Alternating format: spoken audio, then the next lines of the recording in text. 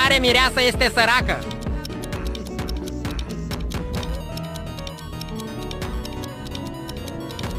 A treia mireasă poartă o rochie largă și căzută. Testează-ți viteza creierului.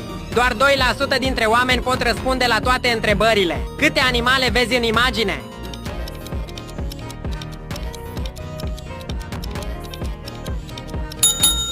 Îți voi da o viață în plus dacă apreciezi videoclipul și mă urmărești. Astfel poți greși fără teamă. Știai că acest emoji apare dacă scrii ragi așa în comentarii? Încearcă. Îți dau puțin timp.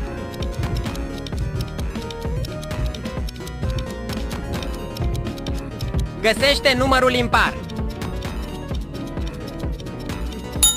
Cineva ar putea să te supravegheze. Doar intră pe WhatsApp de mai jos și apoi la mai multe. Este prima persoană care apare. Verifică rapid.